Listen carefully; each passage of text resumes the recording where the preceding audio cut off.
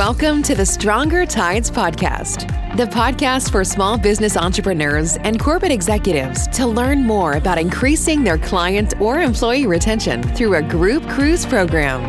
Ready to drop anchor? Here's your host, travel advisor Rita Perez.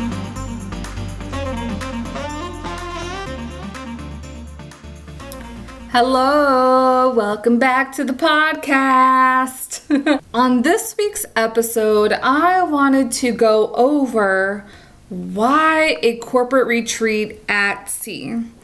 I'm pretty sure that you already know why a corporate retreat. I would also say that you know why a corporate retreat on land. So I don't have to explain the benefits that come with a corporate retreat program and increasing your employee engagement, working with company culture, and decreasing your employee retention. Those are all very important things, and a retreat program can help with that. I wouldn't say that a retreat is a make or break.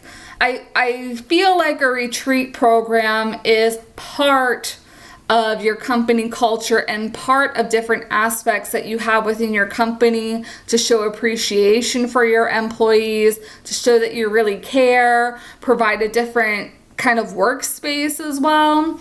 I would also say, as an employee still at the time of this recording, that a retreat at sea is tenfold times better than the pizza party. I don't know if any of you are employees and maybe you're not higher level executives, or if you are higher level executives, hear me out, but a pizza party is just so bland right now. Granted, it is a really great mode of appreciation. It's better than nothing, but I feel in 2020 there are more creative ways that you can show your appreciation instead of having the quarterly pizza party. Like, woohoo! There's even memes coming out that are saying, oh yeah, we did something good today, so now we're gonna get a pizza party. It's kind of like the pizza party has muted appreciation, if that makes any sense. For someone who hasn't had it, I'm sure it is pretty exciting, but once you've had it, you just want something a little bit different.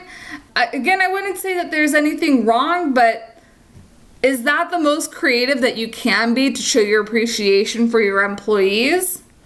And I know a retreat at sea program is not going to be for every company. It is a very elaborate way to show your appreciation. On top of showing your appreciation, there are educational components that you can include. So it can be a little bit of a win-win. Your employees are feeling the appreciation and the love and the gratitude from the work that they've done throughout the year. And you're able to present them with some updates, help out with the team building, improve on their personal and professional development while bonding all together on the ocean. So again, let's go back to the topic of why do this at sea compared to a hotel. And I always go to price. Price is not really one that I like to go to often, but I think in this situation, if you are an executive listening to me, if you're like the COO of a company, if you're an HR executive, if you are a corporate meeting planner that always plans the annual corporate retreat, you, one, may not have thought about a retreat at sea. And if you have thought about a retreat at sea, I am sure you have thought that it is much more expensive than just having the retreat at land at one of the local hotels. But I am here to tell you that is not the case. And you want to know why? Why? It's because of all the inclusions that the cruise fare on a retreat at sea incorporates. So it is less expensive. I do have the freebie. There'll be a commercial coming up somewhere. Maybe it has already passed. But that gives you a look at the numbers straight up. And these are real numbers. These are real numbers from a retreat at sea that I have planned for one of my clients. And it is also real numbers that one of my friends was able to let me borrow. She works in the meeting space, in the hotel meeting space area. And she was able to give me actual numbers from hotel retreats. So that is hotel rooms, that includes the meeting space, that includes the food and beverage. And food and beverage is going to be the largest expense on land. And isn't that amazing that on the cruise fare, food and beverage is included?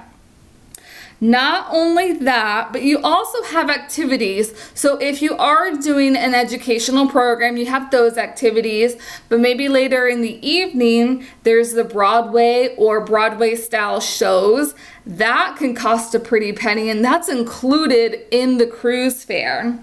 What else? There's some ships that have become so innovative now. It's not just the rock climbing wall anymore or the swimming pool. Some ships have go-karts. Some ships have obstacle courses, like the ropes courses. They have zip lines on them. You can do surfing. Hey! Interested in getting an actual numbers comparison of a land retreat versus a cruise retreat? You know, honestly, when I was putting this document together, I couldn't even believe the great difference between the numbers. Visit StrongerTidesPodcast.com to be added to my weekly email list and get the download now. Back to the show.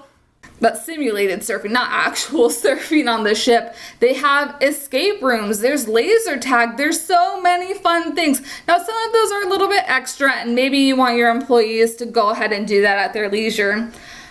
But a hotel doesn't have all these things. Where are you gonna find a hotel with all those components here in the States? It's just not going to happen.